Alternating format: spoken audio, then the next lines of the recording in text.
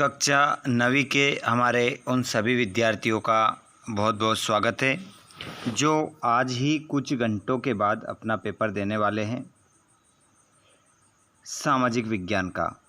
तो सामाजिक विज्ञान का जो पेपर है आपका, हम बात कर रहे हैं द्वितीय परीक्षा 2025-26 की।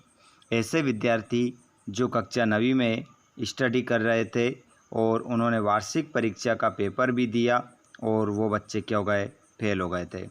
तो उन बच्चों का पेपर रहेगा सामाजिक विज्ञान का 9 बजे। ठीक है, चलिए बच्चों, तो यहाँ पर मैं आपको इस पेपर का पूरा क्या करवा देता हूँ, सॉल्यूशन करवा देता हूँ। पूरा का पूरा क्वेश्चन पेपर आपका किस प्रकार से आएगा, कैसे पेपर में आते हैं क्वेश्चन, उन क्वेश्चनों को हम हल करेंगे। सभी क्वेश्चन आप लोगों के लिए वेरी इंपॉर्टेंट होंगे। वीडियो को आप लास्ट तक देखिएगा। चैनल पर पहली बार आए हो तो चैनल को ज़रूर सब्सक्राइब करें ताकि नेक्स्ट क्लास का वीडियो आपको मिल सके। चलिए बच्चों, देखते हैं पहले क्वेश्चन से। आप देने वाले हैं, देखिए ये पूरा पेपर है। यहाँ पर आप देखेंगे बच्चों, क्वेश्चन क्रमांक पहला है। जितने भी हमारे नन्हे मुन्ने कक्षा 9वीं के विद्यार्थी इस वीडियो को देख रहे हैं, वीडियो को आप लाइक कर दें, वीडियो को लाइक ज़रूर कर दें। चैनल को सब्सक्राइब करने की आपसे नहीं बोल रहे हैं क्योंकि हो सकता है दिक्कत आती है आपको, तो कोई दिक्कत नहीं है। आप लोगों को अच्छे नंबर दिलाने के लिए इतनी मेहनत कर रहे हैं, तो अगर आपका मन हो तो आप ज़रूर करें। देखिए क्वेश्चन क्रमांक पहला है, सही विकल्प का चयन करें। उसके बाद आप अगले क्वेश्चन को देखेंगे। यहाँ पर जल्दी से सभी विद्यार्थी एक बार वीडियो को लाइक करेंगे, फिर हम स्टार्ट करते हैं। लाइक कर दे जल्दी से और अपने भाई को, अपनी बहन को शेयर कर दो, आपकी क्लास के विद्यार्थियों को शेयर कर दो। क्वेश्चन क्रमांक पहला है कि भारत की समुद्री तट रेखा है, तो भारत की समुद्री तट रेखा जो है वो कौन सी होगी, तो वो हो जाएगी यहाँ पे 7516.6 किलोमीटर। याद रखिएगा, भूल मत जाइएगा। फ्रांस की क्रांति कब प्रारंभ हुई थी, तो ये भी याद रखना है 1789, है ना। याद रखना है 1789 क्रम से, है ना। तो आप भ्रमित नहीं होगे, सही आंसर लगा दोगे। तीसरा, लोकतंत्र जनता का, जनता के लिए तथा जनता द्वारा शासन है, ये कथन किसने दिया, तो याद रख लेना जनता जनता जनता, अब्राहम लिंकन आप याद रखेंगे। और पालमपुर में विभिन्न जातियों के कितने परिवार रहते हैं, तो आप आंसर लगाएंगे 450। अगला क्वेश्चन है, क्वेश्चन क्रमांक है आपका, राष्ट्रपति किसकी सलाह पर अन्य मंत्रियों को नियुक्त करता है, तो प्रधानमंत्री की सलाह पर। प्रधानमंत्री, है ना, किसकी सलाह पर, प्रधानमंत्री।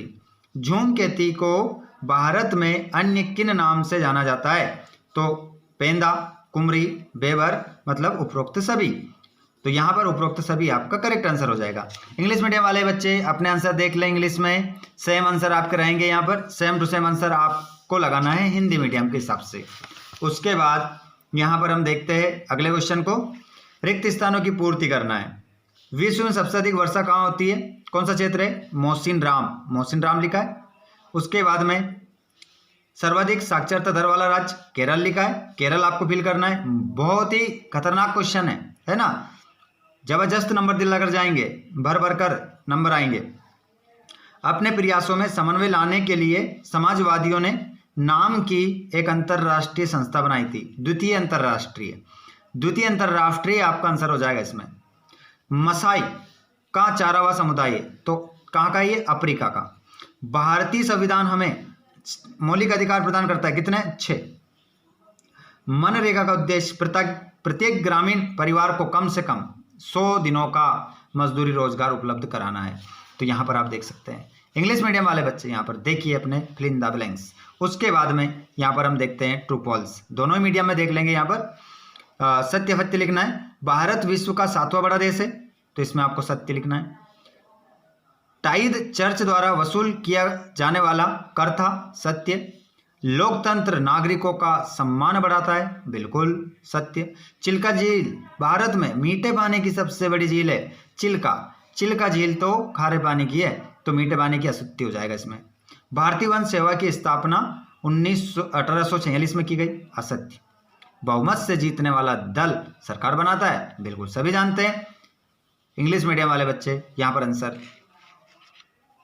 पहले वाला में ट्रू, इसमें भी ट्रू, इसमें भी ट्रू, ये फॉल्स हो जाएगा, ये फॉल्स हो जाएगा और ये ट्रू आपका हो जाएगा। ठीक है, याद रखिएगा, ट्रू फॉल्स यहीं लिखे हैं, ये देख सकते हैं, ट्रू फॉल्स है ना, याद रखिएगा। आगे बढ़ते हैं हम अगले क्वेश्चन की ओर। क्वेश्चन है आपका, क्वेश्चन है कि क्वेश्चन क्रमांक आप यहाँ देखेंगे, दो नदियों के बीच का भाग दो आप बोलते हैं। जर्मन गुप्तचर पुलिस, तो इसे हम बोलते हैं गेस्तापो। सरदार वल्लभ भाई पटेल लौह पुरुष के नाम से जाने जाते हैं। कान्हा नेशनल पार्क मध्य प्रदेश में, भैया कान्हा को मत भूल जाना, कान्हा कहाँ का है, मध्य प्रदेश का। बंगाल का काल 1943, लोकसभा हाउस ऑफ पीपल। हमारी जोड़ी इंग्लिश मीडियम वाले सेम मिला लेंगे, सेम मिला लेना बच्चों, कोई दिक्कत नहीं है, ये नंबर डालें, सेम मिला लो। उसके बाद में एक शब्द में एक वाक्य में उत्तर देना है। ग्रीष्म ऋतु में चलने वाली गर्म हवाओं को क्या कहते हैं, लू कहते हैं। एक निश्चित समय अंतराल में जनसंख्या की आधिकारिक गणना क्या कहलाती है, जनगणना। जावा में किस समुदाय के लोग कुशल कड़कहारे व घुमंतु किसान थे, कलांग आपका इसमें आंसर हो जाएगा। भारतीय संविधान सभा में कितने सदस्य थे, 389, 389। संसद के प्रत्येक फैसले किसकी मंजूरी के बाद ही लागू होते हैं, राष्ट्रपति। किस अभियान के अंतर्गत 6 से 14 वर्ष की आयु के सभी बच्चों को निःशुल्क व अनिवार्य शिक्षा का प्रावधान रखा गया है, तो सर्व शिक्षा अभियान। यहाँ पर हमारे इंग्लिश मीडियम वाले बच्चों के लिए यह है क्वेश्चन, है ना। उसके बाद यहाँ पर आप देखेंगे क्वेश्चन क्रमांक, जहाँ आंसर बताने वाला हूँ वहाँ पर क्वेश्चन भी लिखा मिलेगा आपको, क्वेश्चन भी लिखा मिलेगा, आंसर भी आपको मिलेंगे। तो यहाँ पर आप फटाफट स्क्रीनशॉट ले लो। कर्क रेखा भारत के किन राज्यों से होकर गुजरती है। उसके बाद यहाँ पर आप देखेंगे अगले क्वेश्चन, तो क्वेश्चन आप देखते चले आराम से। कर्क रेखा भारत के किन राज्यों से होकर गुजरती है, उनके नाम लिखिए। भारत के पूर्वी तट पर स्थित राज्यों के नाम लिखिए। हिमालय की 3 प्रमुख श्रेणियों के नाम उत्तर से दक्षिण के क्रम में लिखिए। सभी क्वेश्चन के साथ आंसर भी बताने वाला हूँ, वापस डबल। लेकिन एक बार हमारे इंग्लिश मीडियम वाले बच्चे भी स्क्रीनशॉट ले लेंगे इनका, और हिंदी मीडियम वाले भी, ताकि आपके पास क्वेश्चन पहुंच जाए। आंसर भी अभी पहुंचने वाले हैं कुछ ही समय के पश्चात। भांगर और खादर में अंतर। नमामि गंगे परियोजना क्या है। जल विभाजक से आप क्या समझते हैं। भारत की जलवायु को प्रभावित करने वाले कारक कौन कौन से हैं, नाम लिखिए। मौसम व जलवायु में अंतर। ये सब क्वेश्चन 2-2 नंबर के हैं, 3-3 नंबर के भी नीचे आएंगे, आप इंतजार कीजिएगा। यहाँ पर भारत में पाई जाने वाली प्रमुख वनस्पतियों के नाम और मैनग्रोव वन की 2 विशेषताएं, मृत्यु दर को परिभाषित कीजिए, है ना। तो यहाँ पर आगे हम बढ़ते, सभी क्वेश्चन देखेंगे हम, फिर उसके बाद आंसर भी हम देखने वाले हैं, और वापस डबल हम वापस क्वेश्चन देखेंगे। तो यहाँ पर देखिएगा, राष्ट्रीय जनसंख्या नीति 2000 की कोई 2 विशेषताएं। मित्र राष्ट्र कौन कौन से हैं, देश शामिल थे। नासी प्रोपोगेंडा से आप क्या समझते हैं। रबी और खरीफ की फसल में क्या अंतर है। उसके बाद में बंजारा समुदाय भारत के किन राज्यों में मुख्यतः पाए जाते हैं। उसके बाद मतदाता सूची क्या है। उपचुनाव से आप क्या समझते हैं। गठबंधन सरकार से आप क्या समझते हैं। संसद के कितने सदन होते हैं, उनके नाम लिखिए। पालमपुर में होने वाली गैर कृषि उत्पादन कार्यों को सूची बनाइए। और यहाँ पर हरित क्रांति के बारे में आप क्या जानते हैं, संक्षेप में बताइए। 3-3 नंबर के प्रश्न हैं सभी। अब यहाँ पर एक क्वेश्चन के बाद बफर स्टॉक क्या है, 2 नंबर का है। उसके बाद राशन कार्ड कितने प्रकार के होते हैं, नाम लिखिए। उसके बाद में आते हैं आपके 3-3 नंबर क्वेश्चन देखते हैं, पहले आंसर भी देखेंगे। अप्रैल थीसिस से आप क्या समझते हैं, इसे किसने प्रस्तावित किया। समाजवादी निजी संपत्ति के विरोधी क्यों थे, कोई 3 कारण बताइए। वर्तमान परिप्रेक्ष्य में लोकतंत्र आवश्यक क्यों है, अपने विचार लिखिए। स्वतंत्र और निष्पक्ष चुनावी मुकाबले से क्या तात्पर्य है। प्रचंड और मौसमी बेरोजगारी से आप क्या समझते हैं। आर्थिक व गैर आर्थिक क्रियाओं में क्या अंतर है। बाकी क्वेश्चन ये भी देख सकते हैं। संविधान द्वारा नागरिकों को कौन कौन से मौलिक अधिकार प्रदान किए गए हैं, किन्हीं 4 को समझाइए। समानता के अधिकार को विस्तृत व्याख्या कीजिए। उसके बाद में अगले क्वेश्चन भी देख लो अभी आप। यहाँ पर देखिएगा, बाद में निर्धनता दूर करने के उपाय समझाइए। राष्ट्रीय ग्रामीण रोजगार गारंटी अधिनियम 2005 की मुख्य विशेषताएं समझाइए। मानचित्र में क्या दर्शाना है, ये भी देख लो, इंग्लिश मीडियम और हिंदी मीडियम में। पश्चिमी घाट, अरावली पर्वत, गंगा नदी, अंडमान निकोबार द्वीप समूह मानचित्र में दर्शाना है। और यहाँ पर अगर ये समझ में नहीं आता है तो नीचे वाला कर लेना। भारत के मानचित्र में दर्शाना है। नर्मदा नदी, छोटा नागपुर का बटार, चिल्का झील, लक्षद्वीप, ये आप दर्शाएंगे। चलिए देख लेते हैं अब हम पूरे आंसर। अभी भी वीडियो को लाइक नहीं करा है और आपका दोस्त आपकी बहन इस वीडियो को देखने के लिए नहीं आया है तो एक बार आप शेयर कर दो, एक बार बाबा महाकाल का नाम लेके इस क्लास को शेयर कर दो और सभी बच्चों तक वार्षिक परीक्षा से पहले आपको पहुंचाना है। हर परीक्षा की हम आपको तैयारी करवाते हैं, चाहे आपकी त्रैमासिक हो, अर्धवार्षिक हो, वार्षिक हो, इसी प्रकार आपकी धमाकेदार तैयारी होती रहती है। तो सभी को शेयर कर दो, उन तक ये वीडियो, ये पेपर पहुंच जाना चाहिए आपके पेपर से पहले। चलिए तो अगले क्वेश्चन की ओर हम बढ़ते हैं। अगला क्वेश्चन जो छठा है उसका आंसर आपकी स्क्रीन पर अब आने वाला है। तो ये रहा आपका आंसर। तो यहाँ पर आप देख सकते हैं क्वेश्चन क्रमांक छठा, पूरा पेपर का सॉल्यूशन मैं आप लोगों को करवा चुका हूँ। अब यहाँ पर 6 से लेकर हम जो 23 तक क्वेश्चन आंसर है हमारे 2-2 नंबर के, 3-3 नंबर के और 4-4 नंबर के, उनके हल भी हम यहाँ पर करने वाले हैं। तो जैसा कि आप यहाँ पर क्वेश्चन क्रमांक छठा देख रहे हैं, कर्क रेखा भारत के किन राज्यों से होकर गुजरती है? तो इनका नाम लिख लो आप, गुजरात, राजस्थान, मध्य प्रदेश, छत्तीसगढ़, झारखंड, पश्चिम बंगाल, त्रिपुरा और मिजोरम। ये 8 राज्यों से होकर गुजरती है। ठीक है, तो ये नाम आपको याद होना चाहिए। उसके बाद कुछ नहीं लिखना है, नीचे आ जाते हैं अथवा वाले क्वेश्चन की ओर। क्वेश्चन नंबर छठा का अथवा वाला, भारत के पूर्वी तट पर स्थित राज्यों के नाम, पश्चिम बंगाल, उड़ीसा, आंध्र प्रदेश और तमिलनाडु हो जाएगा। उसके बाद में अगला क्वेश्चन है आपका 7वां। तो 7वें क्वेश्चन में आपको लिखना है हिमालय की 3 प्रमुख श्रेणियों के नाम उत्तर से दक्षिण क्रम में लिखना है। तो महान या आंतरिक हिमालय, हिमाचल या लघु हिमालय और शिवालिक, बस ये 3 आपको लिखना है। उसके बाद में इसके अथवा वाला देखते हैं हम, बांगर और खादर में क्या अंतर है? तो इसका अंतर भी देख लेते हैं। बांगर पुराने जलोढ़ से बनी उच्च भूमि है, जबकि खादर नए जलोढ़ से बनी निचली भूमि है जो बाढ़ के मैदानों में पाई जाती है। बस इतना ही लिखना है। क्वेश्चन नंबर 8 आ जाता है। सभी क्वेश्चनों का स्क्रीनशॉट जरूर लें और पीडीएफ आपको चाहिए तो पीडीएफ भी आपको बिल्कुल मिलेगा, 100% पूरा पीडीएफ आपको मिल जाएगा। कहाँ मिलेगा?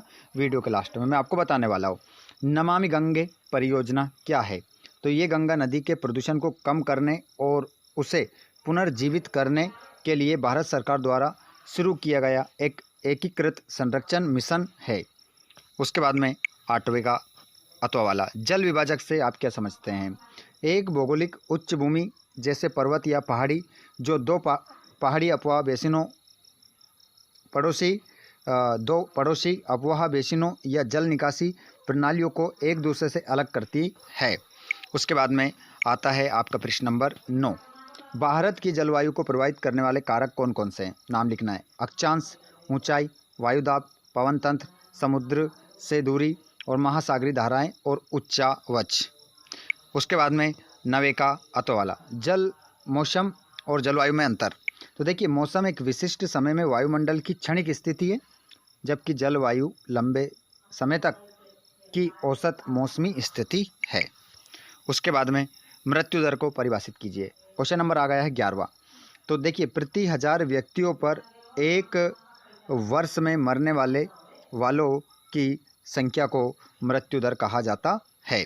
उसके बाद में क्वेश्चन क्रमांक इसका अथवा वाला है, 14 वर्ष की आयु तक के सभी बच्चों के लिए निःशुल्क और अनिवार्य स्कूली शिक्षा प्रदान करना और शिशु मृत्यु दर को घटाकर 1000 जीवित जन्मों पर 30 से नीचे लाना। क्वेश्चन नंबर आ जाता है आपका 12वां। मित्र राष्ट्र में कौन से देश शामिल है? तो देखिए, यहाँ पर आपका ब्रिटेन, ग्रेट ब्रिटेन, संयुक्त राज्य अमेरिका और सोवियत संघ। और 12वें का अथवा वाला, नासी प्रोपेगेंडा से आप क्या समझते हैं? तो यहाँ पर आंसर यहाँ से स्टार्ट होगा। नासी प्रोपेगेंडा नाजी शासन द्वारा जनता की राय को नियंत्रित करने और हेरफेर करने के लिए इस्तेमाल की गई प्रचार सामग्री और तकनीकों को संदर्भित करता है। उसके बाद में रबी व व्यवसाय में क्या अंतर है? मतलब जो रबी की फसल और जायद की फसल जो होती है उसमें क्या अंतर है?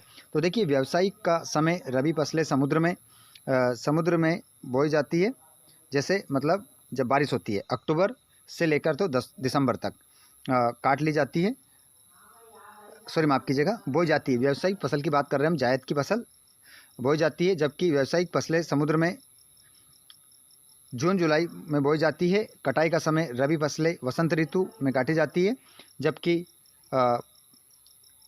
फसलें सितंबर अक्टूबर में काटी जाती है।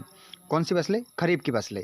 खरीफ की फसल की बात हो रही है जो सितंबर अक्टूबर में काटी जाती है। उसके बाद में यहाँ पर अतो वाला क्वेश्चन है, बंजारा समुदाय लोगों के जो राज्य है मुख्यतः पाए जाते हैं। तो बंजारा समुदाय भारत के किन राज्यों में मुख्यतः पाए जाते हैं? तो बंजारा समुदाय भारत के राजस्थान, मध्य प्रदेश, उत्तर प्रदेश, महाराष्ट्र, गुजरात और कर्नाटक सहित कई राज्यों में मुख्य रूप से पाए जाते हैं। क्वेश्चन नंबर 14, उपचुनाव से आप क्या समझते हैं? तो इसका आंसर हम देखेंगे। उपचुनाव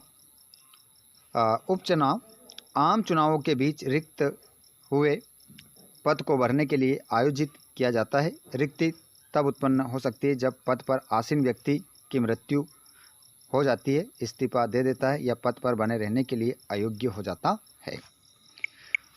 अगला वाला, मतदाता सूची क्या है? तो इसको भी आंसर देख लेते हैं।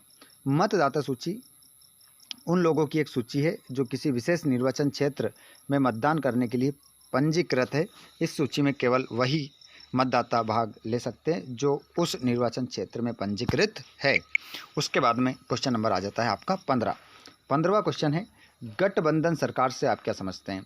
जब आम चुनाव के बाद किसी एक पार्टी को स्पष्ट बहुमत नहीं मिलता तो 2 या 2 से ज़्यादा पार्टियां मिलकर सरकार बनाने का फैसला करती है। इस प्रकार बनी सरकार को गठबंधन सरकार कहते हैं। अगला क्वेश्चन है आपका, संसद के कितने सदस्य होते हैं? तो यहाँ पर ये क्वेश्चन है अथवा वाला। तो संसद के 2 सदन होते हैं, लोकसभा और राज्यसभा। उसके बाद में प्रश्न नंबर 9, पालमपुर में होने वाले गैर कृषि उत्पादन कार्यों की सूची बनाइए। तो पालमपुर में होने वाले गैर कृषि उत्पादन कार्यों में दुग्ध उत्पादन, लघु विनिर्माण, दुकानदारी और परिवहन शामिल है। स्क्रीनशॉट ले लेना। 16 का अथवा वाला, हरित क्रांति के बारे में आप क्या समझते हैं? संक्षेप में बताइए। तो देखिए, हरित क्रांति से तात्पर्य कृषि में उच्च उपज देने वाले बीजों, आधुनिक सिंचाई विधियां और उर्वरकों के उपयोग से खाद्यान्न उत्पादन में हुई भारी वृद्धि से है। तो ये आपका कंप्लीट हो जाता है 16 का अथवा वाला। यहाँ पर 17वां क्वेश्चन, बफर स्टॉक क्या है? तो देखिए, बफर स्टॉक आवश्यक वस्तुओं विशेषकर गेहूं और चावल जैसे खाद्यान्नों का एक भंडार है जिसे सरकार द्वारा निम्नलिखित उद्देश्यों के लिए बनाया जाता है। उसके बाद यहाँ पर हम देखते हैं अथवा वाला, राशन कार्ड कितने प्रकार के होते हैं? नाम लिखिए। तो भारत में मुख्य रूप से 3 प्रकार के राशन कार्ड होते हैं जो परिवार की आय और आर्थिक स्थिति पर निर्भर करते हैं। उनके नाम है अंत्योदय अन्न योजना कार्ड, प्राथमिकता वाले परिवार कार्ड और गैर प्राथमिकता वाले। ये 3 प्रकार के कार्ड हो गए। उसके बाद में क्वेश्चन नंबर 18 का उत्तर देखेंगे। बहुत सारे विद्यार्थी क्लास में जुड़े हुए हैं लेकिन वीडियो को लाइक एक ने भी नहीं किया है। सभी वीडियो को लाइक कर दें, अपने दोस्तों के साथ शेयर कर दें ताकि आपको आने वाली इसी प्रकार सभी क्लास के वीडियोस मिल सके। चलिए तो आगे हम बढ़ते हैं और अगले क्वेश्चन की ओर हम देखते हैं। क्वेश्चन नंबर 18 का है, अप्रैल थीसिस से आप क्या समझते हैं? इसे किसने प्रस्तावित किया? तो देखिए, अप्रैल थीसिस व्लादिमीर लेनिन द्वारा रूसी क्रांति के दौरान प्रस्तावित राजनीतिक निर्देशों का एक समूह था जो युद्ध को तत्काल समाप्त किया जाए, सारी सत्ता सोवियतों को हस्तांतरित किए जाए और बैंकों और भूमि का राष्ट्रीयकरण किया जाए। उसके बाद में अगला जो प्रश्न है आपका वो रहेगा इसका 19 वाला 18वें का अथवा वाला, समाजवादी निजी संपत्ति के विरोधी क्यों थे? तो समाजवादी निजी संपत्ति के विरोधी थे क्योंकि वे इससे सामाजिक असमानता, शोषण और गरीबी का मूल कारण मानते थे। क्वेश्चन नंबर 19, वर्तमान परिप्रेक्ष्य में लोकतंत्र आवश्यक क्यों है? तो वर्तमान परिप्रेक्ष्य में लोकतंत्र आवश्यक है क्योंकि ये समानता, जवाबदेही और गरिमा सुनिश्चित करता है। लोकतंत्र कई कारणों से आवश्यक है। ये नागरिकों को जाति, धर्म या लिंग की परवाह किए बिना समान अधिकारों की गारंटी देता है। ये सरकार चलाने के लिए अपने नेतृत्व का चुनाव करने का अधिकार देता है। हमारे जितने भी दोस्त 9वीं के इस क्लास को देख रहे हैं, आप अगर इसी प्रकार सभी वीडियोस को प्राप्त करना चाहते हैं बच्चों, तो आप चैनल को ज़रूर सब्सक्राइब कीजिएगा और घंटी बटन को ऑल पर कीजिएगा जिससे आने वाली क्लास का वीडियो आपको बिना किसी बाधा के मिल सके, तो आप सभी चैनल को जरूर सब्सक्राइब कीजिएगा। इसका ये यहाँ से और लिखेंगे थोड़ा सा, ये निर्णय लेने की क्षमता में सुधार करता है और व्यक्तिगत नागरिकों की गरिमा बढ़ाता है। ये असहमति और विवादों से निपटने के लिए एक ढांचा प्रदान करता है, साथ ही अपनी गलतियों को सुधारने की क्षमता भी रखता है। इसका अथवा वाला, स्वतंत्र एवं निष्पक्ष चुनावी मुकाबले से क्या तात्पर्य है? ये अथवा वाला यहाँ लिखा, देखिए अथवा लिखा है, अथवा वाला यहाँ से स्टार्ट होगा। तो इसका आंसर स्वतंत्र एवं निष्पक्ष चुनावी मुकाबले का तात्पर्य एक ऐसी प्रक्रिया से है जहां सभी राजनीतिक दल और उम्मीदवार समान अवसर पर प्रतिस्पर्धा करते हैं। मतदाता बिना किसी दबाव के अपनी पसंद का चयन करते हैं और परिणाम ईमानदारी से गिने जाते हैं। प्रश्न नंबर 20, प्रच्छन्न का मतलब होता है छुपी, और मौसमी बेरोजगारी में क्या अंतर है? तो देखिए, प्रच्छन्न बेरोजगारी, इसमें लोग काम करते हुए दिखाई देते हैं, लेकिन वास्तव में ज़रूरत से ज़्यादा लोग एक ही काम में लगे होते हैं। यदि इन रिक्तियां अतिरिक्त लोगों को हटा भी दिया जाए तो कुल उत्पादन पर कोई असर नहीं पड़ता, क्योंकि उनकी सीमांत उत्पादकता शून्य होती है। ये एक मुख्य रूप से कृषि क्षेत्र में पाई जाती है। और मौसमी बेरोजगारी, यहाँ पर देखिए, मौसमी बेरोजगारी के बारे में ये लिखना है आपको। ये तब होती है जब वर्ष के कुछ निश्चित महीनों या मौसमों में ही काम उपलब्ध होता है और बाकी समय लोग बेरोजगार रहते हैं। ये कृषि और पर्यटन जैसे क्षेत्रों में आम है, जहां श्रम की मांग मौसम के अनुसार बदलती रहती है। अब अथवा वाला देखेंगे हम इसका। ये अथवा वाला यहाँ से आर्थिक व गैर आर्थिक क्रियाओं में अंतर बताना है। तो इस प्रश्न का उत्तर भी हम देख लेते हैं यहाँ पर। इसका यहाँ से स्टार्ट होगा आर्थिक क्रियाएं। पहले आर्थिक क्रियाएं आप लिखेंगे। आर्थिक क्रियाएं ये वे क्रियाएं हैं जो धन कमाने या आय सृजन के उद्देश्य से की जाती है। इनका मुख्य उद्देश्य लक्ष्य आर्थिक लाभ प्राप्त करना होता है। उदाहरण, एक शिक्षक द्वारा स्कूल में पढ़ाना, एक डॉक्टर द्वारा क्लिनिक में मरीजों का इलाज करना। गैर आर्थिक क्रियाएं, तो इसको हम देखते हैं। गैर आर्थिक क्रियाएं ये वे क्रियाएं जो भावनात्मक, सामाजिक और धार्मिक या व्यक्तिगत संतुष्टि के लिए की जाती है, ना कि धन कमाने के लिए। उदाहरण, एक माँ द्वारा अपने बच्चों के लिए घर पर खाना बनाना, समाज सेवा या दान पुण्य करना। 21वां क्वेश्चन, संविधान द्वारा नागरिकों को कौन कौन से मौलिक अधिकार प्रदान है? किन्हीं 4 को समझाइए। तो यहाँ पर हम देख लेते हैं। 6 मौलिक अधिकार हैं। 6 मौलिक अधिकारों में से किन्हीं 4 का संक्षिप्त विवरण यहाँ पर आपको देखने को मिल जाएगा। समानता का अधिकार, समानता का अधिकार, तो ये कानून के समक्ष सभी व्यक्तियों की समानता सुनिश्चित करता है और धर्म, जाति, लिंग या जन्म स्थान के आधार पर भेदभाव को प्रतिबंधित करता है। पहला हो गया। दूसरा, स्वतंत्रता का अधिकार, ये भाषण और अभिव्यक्ति की स्वतंत्रता, शांतिपूर्ण सभा संघ बनाने, देश भर में घूमने और कोई भी पेशा चुनने की स्वतंत्रता सहित विभिन्न स्वतंत्रताओं की गारंटी देता है। और शोषण के विरुद्ध अधिकार, ये मानव तस्करी, जबरन श्रम और 14 वर्ष से कम उम्र के बच्चों को कारखानों या अन्य खतरनाक नौकरियों में नियोजन पर रोक लगाता है। उसके बाद में एक और, धार्मिक स्वतंत्रता का अधिकार, ये सभी व्यक्तियों को अंतःकरण की स्वतंत्रता और धर्म को स्वतंत्र रूप से मानने, आचरण करने और प्रचार करने का अधिकार प्रदान करता है। उसके बाद में इसका तो वाला, समानता के अधिकार की विस्तृत व्याख्या कीजिए। तो देखिए, समानता का अधिकार भारतीय संविधान के सबसे महत्वपूर्ण मौलिक अधिकारों में से एक है, जो अनुच्छेद 14 से 18 तक विस्तृत है। इस अधिकार की विस्तृत व्याख्या निम्नलिखित है। देखिए, विधि के समक्ष समानता, राज्य भारत के क्षेत्र में किसी भी व्यक्ति को कानून के समक्ष समानता या कानूनों के समान संरक्षण से वंचित नहीं करेगा। भेदभाव का निषेध, राज्य किसी भी नागरिक के खिलाफ केवल धर्म, मूलवंश, जाति, लिंग, जन्म स्थान या इसमें से किसी भी आधार पर भेदभाव नहीं करेगा। सार्वजनिक रोजगार में अवसर की समानता, ये राज्य के अधीन किसी भी कार्यालय में रोजगार या नियुक्ति से संबंधित मामलों में सभी नागरिकों के लिए अवसर की समानता की गारंटी देता है। उसके बाद में क्वेश्चन नंबर 22 का उत्तर हम देखेंगे यहाँ पर। लेकिन हमारे बहुत सारे विद्यार्थियों ने अभी तक वीडियो को लाइक नहीं किया है। वीडियो को आप लाइक जरूर करें। भारत में निर्धनता दूर करने के उपाय बताना है और राष्ट्रीय ग्रामीण रोजगार गारंटी अधिनियम 2005 की मुख्य विशेषता लिखना है।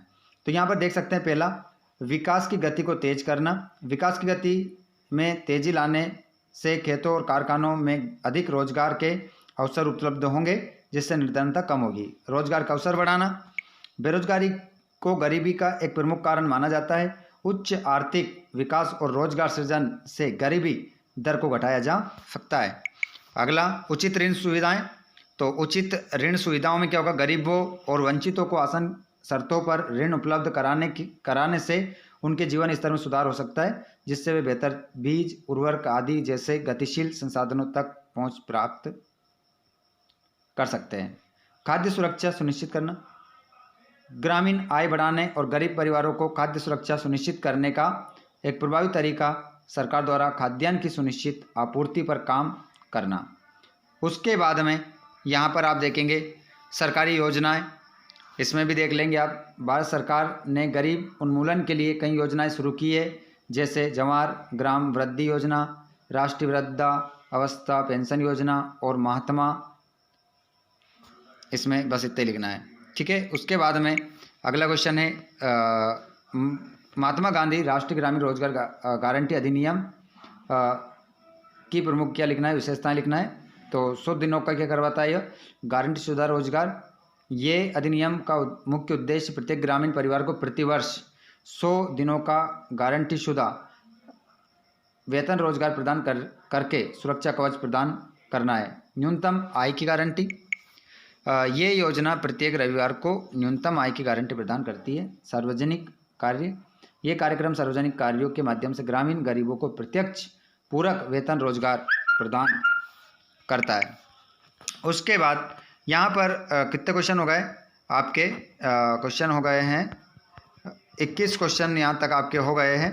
क्वेश्चन एक ही आपका बच रहा है, इसमें 2 क्वेश्चन के जवाब आपको मैं हमारे टेलीग्राम ग्रुप, अब आपकी बात ये आ गई है कि व्हाट्सएप ग्रुप और टेलीग्राम ग्रुप पर हम आपको देने वाले हैं PDF। तो इसमें 2 क्वेश्चन आपके जो बच रहे हैं मैं आपको लास्ट में, अब मैंने बोला था आपको, तो मैं टेलीग्राम या व्हाट्सएप ग्रुप पर दूंगा।